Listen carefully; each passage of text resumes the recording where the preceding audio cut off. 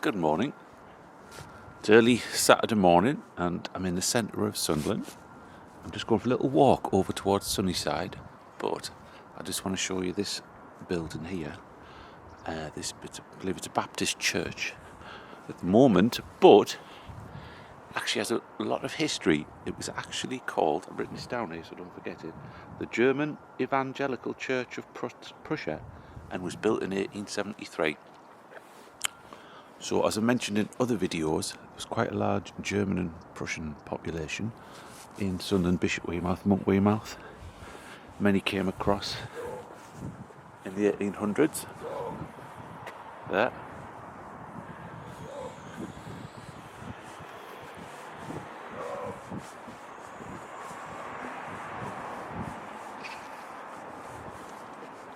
Somebody's shouting for Doug there.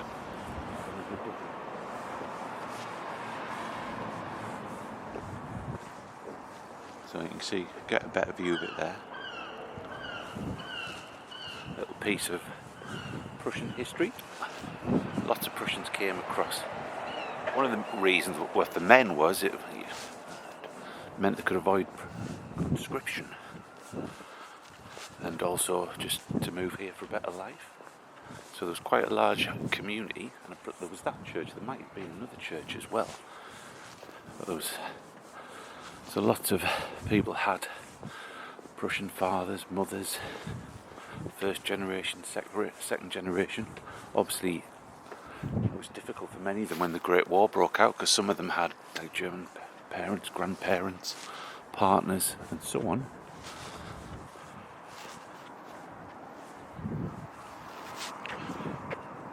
Actually, on Borough Road, I thought I'd come this time of the morning because it's a little bit quieter. Now, there is Villiers Street. Very historic street. Just get a feel for some of the old houses that filled this street there. Particularly these two over here. I think is it number 39, number 40.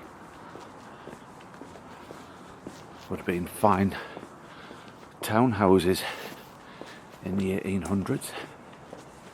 This was sort of the eastern end of Bishop Weymouth.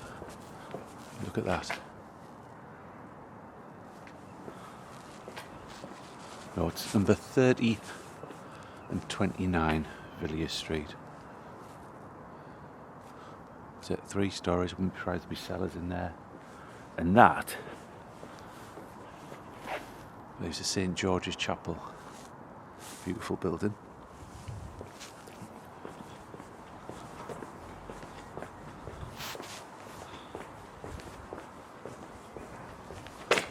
It's a bit chilly this morning.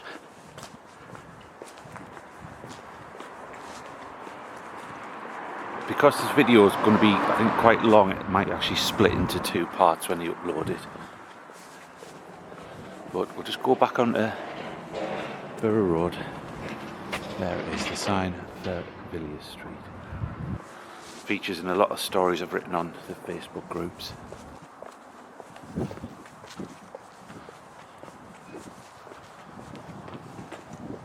I believe one of these buildings might have been the blind school, I can't remember which one.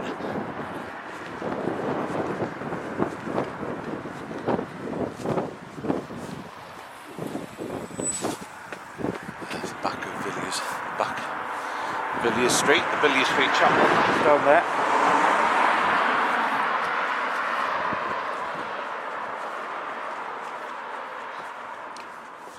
Now, this car park here is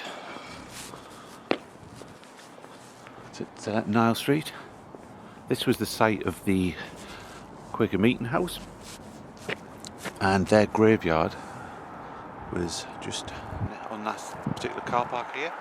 The bodies are still here, and if I remember correctly, it was open for about 1823 to they opened the Bishop Weymouth Cemetery. probably why nobody's ever built on this since they demolished it, because they obviously have to dig up the remains of the Quakers that were buried there in that particular period. So we've got, there's Hudson Road down there, and Tatum Street.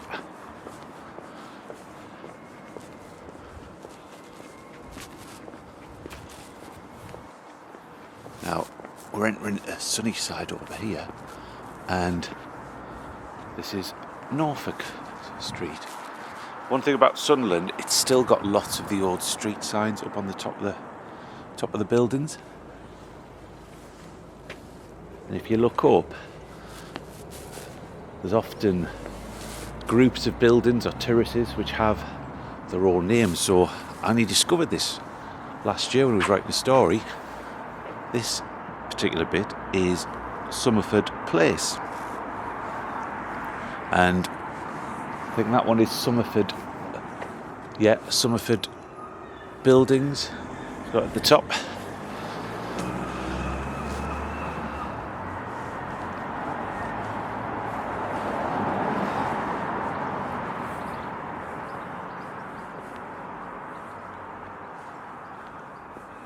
What I love about Sunderland is these old tourist houses that they used to have. Let's go back, I think some of the earliest probably about 1830s, 40s, as you can see there. Look at the entrance to that.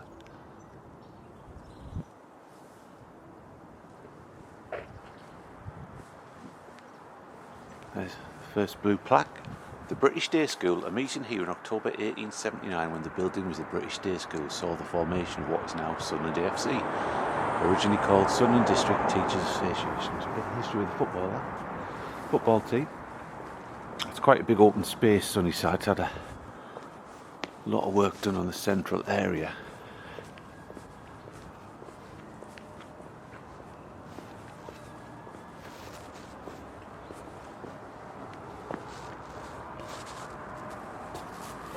Look at them.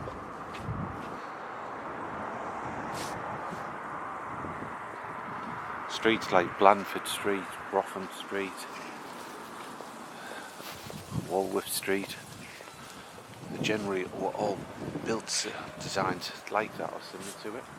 There's thousands of them across the town centre. Many, like Blandford Street now, are mostly shops.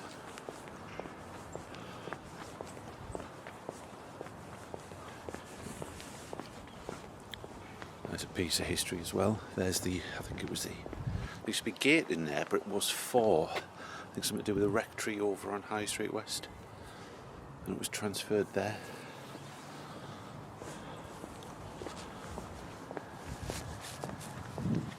It does look, it is quiet because I'll just check my phone. It is 7:30 in the morning, so it's the best time to come out and do a video when there's not as many people floating around. So on. Look at that, that's West Sunniside.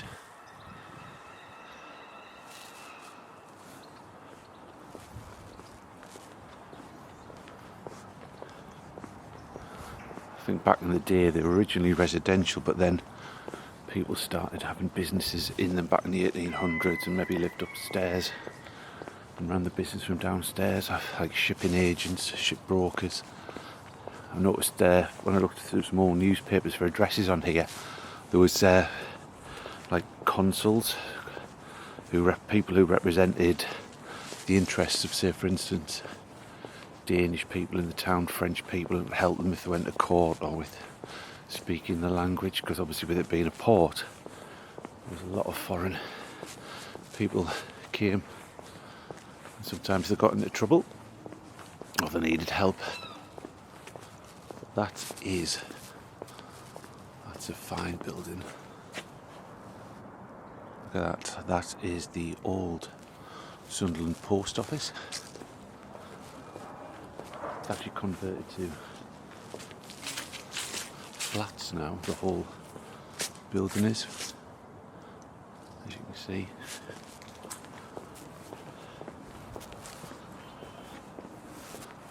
Post office, fine building. But as you look across there, there's more of these old tourist houses typical of central Sunderland, Bishop Weymouth.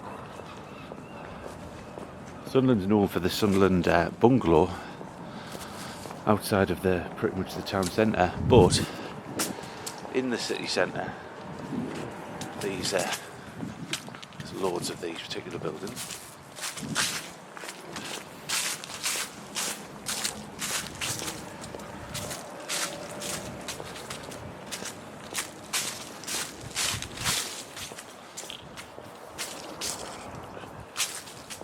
I'm going to go around to Foyle Street. Now, down over there is Coronation Street, which was a road which went all the way down to Sunderland Parish Church, or Holy Trinity.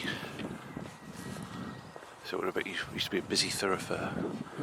People walking to and from Bishop Weymouth. Lots of it has been demolished around that area on Villiers Street. So you got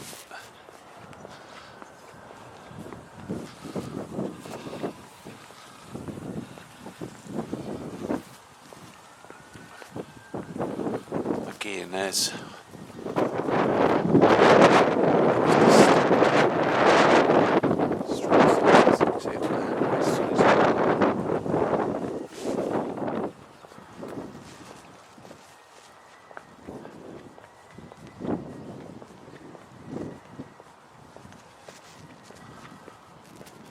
if you go up there, you just up to Fawcett Street in the main shopping area. But there we go. Athenaeum Street, look at that. Lots of these old street signs still survive. And this is Foyle Street. As you can see, it's still got cobbles.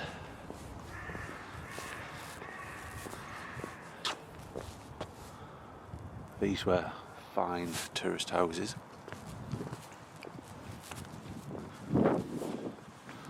Lots of history in them. I've come across people who lived here in the 1800s, like solicitors.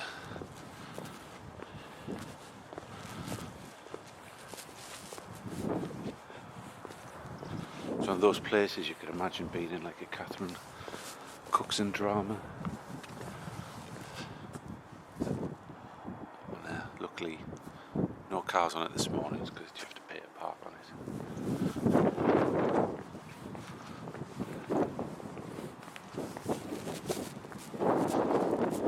There's another blue plaque. Who was this one for? Dr. Marion Phillips, MP, Sunderland first women MP, had an office here 1929 to 1931. Activist and academic, she lobbied for the rights of women and working people. The Labour Party's chief woman officer 1918 to 1932.